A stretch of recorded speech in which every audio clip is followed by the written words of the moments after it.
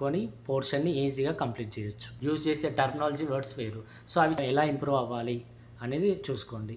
Paper presentation is the best key for success. రాయాలనుకుంటున్నా సరే మీరు hi viewers, welcome to my channel వర్కల్ vlogs. ఈరోజు టాపిక్ వచ్చేసి 10 టిప్స్ ఫర్ నర్సింగ్ స్టూడెంట్స్. మీరు BSc nursing or GNM nursing, ఏ nursing చేయాలనుకున్నా కానీ కొన్ని రూల్స్ అండ్ రెగ్యులేషన్స్ తెలిసి ఉండాలి. అంటే మీరు ఫస్ట్ ఇయర్ చదవాలనుకున్నా, మీరు ఫ్రెషర్ అయినా, second year, third year, fourth year, even internship చేస్తున్నా సరే, అంటే ఫైనల్ ఇయర్ ఎగ్జామ్స్కి రాయాలనుకుంటున్నా సరే మీరు ఈ టిప్స్ ఫాలో అవ్వండి. చాలా సక్సెస్ అనేది వస్తుంది. అండ్ నేను చెప్పే వీడియో చాలామందికి యూజ్ అవుతుంది అనుకుంటున్నాను. సో వీడియో ఎక్కడ స్కిప్ చేయకుండా ఎండ్ వరకు చూసేయండి. ఫస్ట్ టైం మన వీడియో చూస్తున్న వారు అయితే ఒక చిన్న లైక్ అయితే ఇవ్వండి, అలాగే సబ్స్క్రైబ్ చేసుకోండి మన ఛానల్ని. చలో స్టార్ట్ ద వీడియో.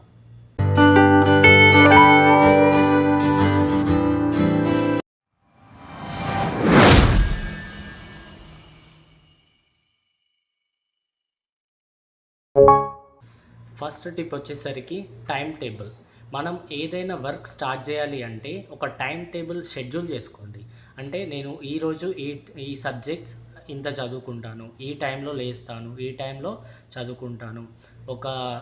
అంటే మనకి సబ్జెక్ట్స్ అండ్ మనకి ఎలాంటి పోర్షన్ ఎప్పుడు కంప్లీట్ చేయాలి, ఈ టైం టేబుల్ ఉంటే కనుక మనం ఈజీగా పోర్షన్ని కంప్లీట్ చేయొచ్చు. అండ్ సెకండ్ వన్ వచ్చేసి మెయిన్ ఇంపార్టెంట్, మార్నింగ్ 5 o'clock లేవండి. మార్నింగ్ 5 o'clock లేస్తే ఏమవుతుందంటే మన మైండ్ రీఫ్రెష్ అవుతుంది. అలాగే మనం చదువుకున్నది ఏదైనా సరే మన మైండ్లో అలాగే ఉండిపోతుంది అనమాట, గుర్తుండిపోతుంది. And most of the people 4 o'clock 5:30కి అలా లేచి చదువుకుంటారు. ఎందుకు అంటే వాళ్ళ మైండ్ రిఫ్రెష్ ఎప్పుడంటే అలా ఆ మార్నింగ్ సరౌండింగ్స్ చాలా కూల్గా ఉంటుంది. అలాగే ఎలాంటి డిస్టర్బెన్స్ అనేది ఉండదు. సో మనం చదువుకోవడానికి చాలా ఈజీ ఫార్మేట్ అనమాట. మనం ఈజీగా చదువుకోవచ్చు ఎలాంటి డిస్టర్బెన్స్ ఉండకుండా. సో మార్నింగ్ లేచి చదవండి, మనకి ఈజీగా గుర్తుండిపోతుంది. అండ్ ప్రాక్టీస్ చేయండి. అలాగే ఏదో చదివినమా అంటే అలా చదువుకుంటూ పోతే కాదు, మనం ప్రాక్టీస్ చేయండి. మనం ఏదైతే చదువుతున్నామో దాన్ని పేపర్ పైన ఆర్ బుక్లో రాస్తూ ప్రాక్టీస్ చేయండి, ఈజీగా గుర్తుండిపోతుంది. సో థర్డ్ టిప్ వచ్చేసరికి కీప్ ఎలక్ట్రానిక్స్ ఫార్ అవే. ఎందుకంటే మనకి electronics like laptops, iPads or mobiles, ఇలాంటి ఎలక్ట్రానిక్స్ వల్ల మనం ఈజీగా డిస్టర్బెన్స్ అయ్యే ఛాన్స్ ఉంటుంది అనమాట. మనం ఏదైనా నోటిఫికేషన్స్ వచ్చినప్పుడు ఈజీగా ఇంటరాక్ట్ అయిపోతాం. మనం చదివే చదువు కూడా అది మధ్యలోనే ఆపేసి మనం ఈజీగా మొబైల్, ఇన్స్టాగ్రామ్ రీల్స్, లేదంటే మొబైల్స్ ఉంటే చాలా మీకు తెలిసిందే అదిగా. ఎందుకంటే కొంతమంది ఈజీగా ఈ ఇంటరాక్ట్ అయిపోయి మనం ఈ చదువుకునేది ఇబ్బంది పడతారనమాట. చదివితే దానికి ఎలాంటి ఉపయోగం ఉండదు. సో మొబైల్ ఎలాంటి ఎలక్ట్రానిక్స్ అయినా సరే దూరం పెట్టుకోండి. కొంతమంది అనుకుంటారు మొబైల్లోనే కదా మేము చదువుకునేదని. సో అలాంటప్పుడు ఏం చేయండి అంటే ఏదైనా జిరాక్స్ తీసుకోండి, ఏదైనా బుక్లెట్స్ చేయించుకోండి, స్పైరల్ బ్యాండింగ్ చేయించుకోండి. దానివల్ల కూడా మనకి యూజ్ ఉంటుంది కదా. ఫోర్త్ టిప్ వచ్చేసరికి టర్మినాలజీ వర్డ్స్. మనకి ఫస్ట్ ఇయర్ అంటే మనం ఫ్రెషర్గా ఉన్నప్పుడు, ఫస్ట్ ఇయర్లో జాయిన్ అయినప్పుడు టర్మినాలజీ వర్డ్స్ అని మనకి BSc nursing first year join అయినప్పుడు ఇస్తారనమాట. ఒక జిరాక్స్ షీట్ ఇస్తారు. అందులో ఏముంటాయంటే లైక్ టర్మినాలజీ వర్డ్స్ ఉంటాయి, మీనింగ్స్ ఉంటాయి. మనం నార్మల్గా యూజ్ చేసే వర్డ్స్ వేరు, ఈ నర్సింగ్ ప్రొఫెషనల్లో యూజ్ చేసే టర్మినాలజీ వర్డ్స్ వేరు. సో అవి చదవడానికి ప్రాక్టీస్ చేయండి. ఎందుకంటే హాస్పిటల్ సైడ్ కొంతమంది డాక్టర్స్, సీనియర్స్ ఎవరైనా సరే ఇలాంటి క్వశ్చన్స్ అడిగినప్పుడు మనం ఈజీగా వాళ్ళకి ఇంటరాక్ట్ అవ్వాలి. వాళ్ళు అడిగిన క్వశ్చన్కి మనం రెస్పాండ్ అవ్వాలి. ఈవెన్ ఎగ్జామ్స్లో కూడా మనకి కొన్ని టర్మినాలజీ వర్డ్స్ వస్తే చాలా ఇబ్బంది అవుతుంది. సో మీరు టర్మినాలజీని జిరాక్స్ తీయించుకోండి. అట్లీస్ట్ డైలీ ఒక 4-5 చదువుకోండి. It's useful for you only. So fifth tip వచ్చేసరికి ట్రిక్స్. మనం చదువుకున్నప్పుడు కొన్ని ట్రిక్స్ ఫాలో అవ్వండి. ఎలా అంటే మనం ఏ చదివినా సరే అంత ఈజీగా అర్థం కావు. కొన్ని క్వశ్చన్స్ అయినా ఆన్సర్స్ అయినా ఈజీగా అర్థం కావు. మనం ట్రిక్స్తోని ఆన్సర్ని మనం ఈజీగా రాసేలాగా ఉండాలన్నమాట. ఎగ్జాంపుల్ జీటీ పాలన ఉంటుంది. జీటీ పాలన అంటే గ్రావిడా, టీ అంటే టర్మ్ బేబీ, పి అంటే ప్రీటర్మ్ బేబీ, అండ్ ఏ అంటే అబార్షన్, ఎల్ అంటే లివింగ్ చిల్డ్రన్. సో మనం ఇలా ఈ వర్డ్ జీటీ పాల్ అనగానే ఏం గుర్తొస్తుంది? లేబర్ గురించి అండ్ గ్రావిడా గురించి ఇలాంటి వర్డ్స్ మనకి గుర్తొస్తూ ఉంటాయి. సో అలా ప్రాక్టీస్ చేయండి.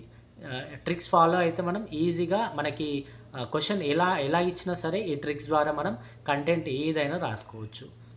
సో 6th టిప్ వచ్చేసరికి అటెన్షన్. మనం ఏదైనా చదువుకునేటప్పుడు చాలా అటెంటివ్గా ఉండాలి. ఎవరైనా ఏదైనా అడిగినప్పుడు ఈజీగా వాళ్ళకి రెస్పాండ్ అవ్వాలన్నమాట. మనం చదువుకున్నది ఎప్పుడైనా సరే కొంచెం పీస్ఫుల్ లొకేషన్. ఎందుకంటే మోస్ట్ ఆఫ్ ద టైమ్స్ మనకి ఈవెన్ హాస్టల్స్లో ఇంటి దగ్గర అంటే మనకి ఎట్లా అలా చదువుకుంటాం, కానీ హాస్టల్స్లో అది చాలా ఇబ్బంది. సో మనం try to take any peaceful location. హాస్టల్లో మనకి మోస్ట్లీ అలాంటి సిచ్యుయేషన్ మనం ఫేస్ చేసే ఉంటాం. మన లైఫ్లో చాలా ఫేస్ చేసినాం ఇలాంటి సిచ్యుయేషన్స్ని. కానీ మనం కొద్దిగా ప్లేస్ తీసుకోండి, ఎక్కడ ఎవరు లేని చోట మనం చదువుకోవడానికి ట్రై చేయండి. కొంతమంది ఎంత ఎంత రీసౌండ్ వచ్చినా సరే వాళ్ళు చదువుతారు. అది వాళ్ళ depend upon there brain power, brain capacity. వాళ్ళు ఏంటంటే వాళ్ళకి ఎలాంటి డిస్టర్బెన్స్ ఉన్నా సరే వాళ్ళు చదువుతారు, వాళ్ళు నేర్చుకుంటారు, ఏదో ఒకటి అవుతుంది. కానీ కొంతమంది ఉంటారు నాలాంటి వాళ్ళు, ఎలాంటి డిస్టర్బెన్స్ ఉండొద్దు, చాలా పీస్ఫుల్ లొకేషన్ ఉండాలి. అప్పుడైతేనే మనకు కాన్సన్ట్రేషన్ వస్తుంది. సో ఇలాంటి అటెన్షన్ అనేది చూసుకోండి అండ్ రిఫ్రెష్ చేసుకోండి. మైండ్ రిఫ్రెష్ చేసుకుంటే మనం ఈజీగా కాన్సన్ట్రేషన్ అనేది ఏదైనా చదవాలంటే ఈజీగా కాన్సన్ట్రేషన్ వస్తుంది మనకి ఆ స్టడీ పైన. 7th టిప్ వచ్చేసరికి థింక్ బిఫోర్ ఆన్సరింగ్. ఈ థింక్ బిఫోర్ ఆన్సరింగ్ అంటే మనం ఏదైనా క్వశ్చన్ చూసినప్పుడు example choose the correct answers చూస్తాం. ఆ క్వశ్చన్లోనే ఆన్సర్స్ ఉంటాయి, ఆప్షన్స్ ఇస్తాడు, 1 ABCD అని ఇస్తాడు, అందులోనే కదా ఆన్సర్ ఉండేది. సో ఏదో ఒకటి ఇండైరెక్ట్గా సెలెక్ట్ చేయకుండా కొంచెం గమనించండి ఆ క్వశ్చన్లో ఏముంది, ఏం అడిగిండు ఆ క్వశ్చన్లో, రీజన్ ఏంటి, రీజన్ ఏమై ఉంటుంది అని ఇలా థింక్ చేసి ఆన్సర్ చేయండి. డైరెక్ట్గా చేయకుండా కొంచెం ఆలోచించి ఆన్సర్ చేయండి. అప్పుడే మనకి ఎంతో అంత గుర్తుంటుంది. అలాగే వేరే క్వశ్చన్స్, రిలేటెడ్ క్వశ్చన్స్ ఉన్నప్పుడు మనం ఈజీగా ఆన్సర్ చేయొచ్చు. అండ్ హాస్పిటల్ సైడ్ వెళ్ళినప్పుడు మేడం వాళ్ళైనా లేదంటే nursing educators, seniors, supervisors, in-charges questions వేస్తారు కొన్ని. అలాంటి టైంలో కొంచెం ఆలోచించి రిప్లై ఇవ్వండి. ఎందుకంటే వాళ్ళు మన వే ఆఫ్ నాలెడ్జ్ ఎలా ఉంది, అసలు డైలీ వస్తున్నాడు, క్లినికల్స్కి వస్తున్నాడు కానీ ఎలాంటి వర్క్ చేస్తున్నాడు, ఏమైనా నేర్చుకుంటున్నాడా లేదా అని వాళ్ళకు కొంచెం ఉంటుంది అనమాట, మన పైన ఫోకస్ చేస్తారు. టిప్ నెంబర్ 8 చూసుకుంటే practice the diagrams like anatomy, physiology. మనకి మోస్ట్లీ అనాటమీలో మనకి డయాగ్రామ్స్ వేయడానికి ఛాన్స్ ఉంటుంది. సో అలాగా మనం ఏం చేయాలంటే ఎప్పుడు మనం ఖాళీగా ఉన్నప్పుడు ఆ diagrams like heart, urinary system, లేదంటే కిడ్నీస్ చూసుకోండి, మెయిన్గా కిడ్నీస్, హార్ట్, ఇలా ఎలాంటి డయాగ్రామ్స్ అయినా సరే మనం ప్రాక్టీస్ చేయండి. పార్ట్స్ రాసుకోండి, ఎన్ని ఛాంబర్స్ ఉన్నాయి, ఎన్ని లేయర్స్ ఉన్నాయి. సో అలా ప్రాక్టీస్ చేసినప్పుడు ఏమవుతుంది, మన మైండ్లో గుర్తుండిపోతుంది మనం ప్రాక్టీస్ చేసినప్పుడు. సో ఎక్కువగా రఫ్ డయాగ్రామ్స్ నేర్చుకోండి. ఎగ్జామ్లో మోస్ట్లీ మనం రఫ్ డయాగ్రామ్స్ వేయడానికి ట్రై చేయండి. సో టిప్ నెంబర్ 9 వచ్చేసరికి డెడ్ లైన్. మీరు ఎప్పుడైతే చాలా పోర్షన్ ఉంటుంది, మనకి చాలా సిలబస్ ఉంటుంది. ఆ సిలబస్ని ఒకేసారి కవర్ చేయలేం మనం. సో దాన్ని డివైడ్ చేసుకోండి. పార్ట్స్ లాగా డివైడ్ చేయండి. నేను ఈ 2 పార్ట్స్ ఈరోజు చదువుతాను, సో ఈ 1 వీక్లో ఈ పోర్షన్ ఈ సిలబస్ అంతా కవర్ చేయిస్తాను.